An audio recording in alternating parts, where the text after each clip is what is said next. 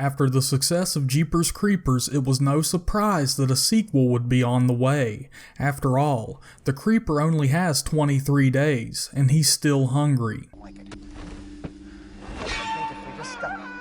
So, let's take a look back at Jeepers Creepers 2 and go over 10 things you might have not known about the movie.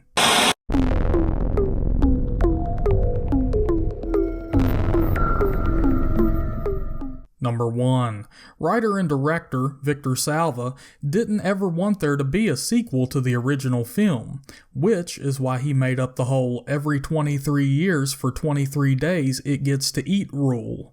He figured this would make it impossible for a sequel because it would have to be set 23 years into the future, and there would be no way any studio would want to do that. Still, this didn't stop executive producer Francis Ford Coppola from finding a loophole. He suggested having the second film take place during the same 23 days as the original. So, they set the sequel up to take place on the 23rd day, so there definitely couldn't be another sequel. Number 2. Like the original film, the Creeper was originally meant to have a line of dialogue, but the idea was axed. Originally, the Creeper would have jammed his hand inside one of the adults' backs and performed a macabre ventriloquism act. They took it out for being too early to give the Creeper a voice. Number 3.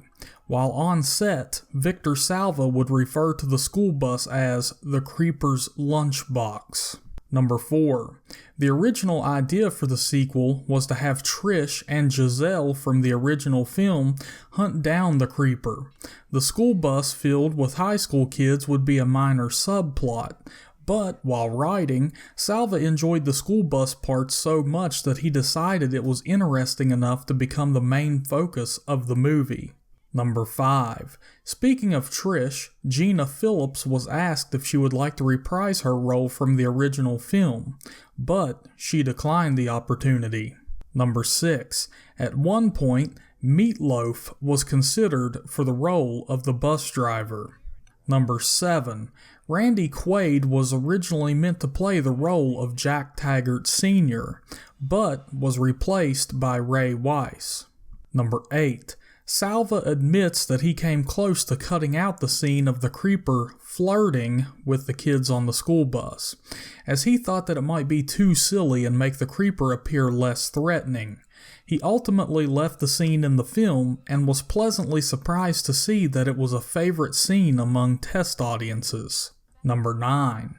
Originally, after some of the students flee from the bus, some of them were going to come across an abandoned military bunker.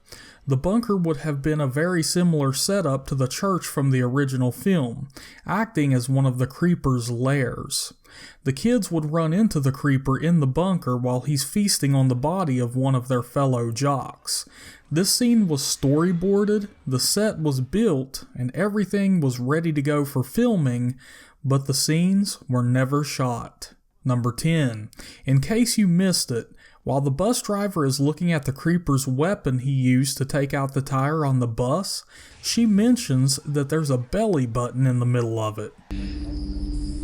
Don't tell me that's a belly button in the middle of that thing. This is Derry's belly button from the original film.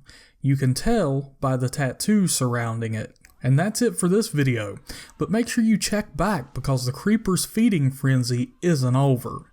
We're going to take a look at the long-awaited Jeepers Creepers 3 and go over 10 things you might have not known about the movie.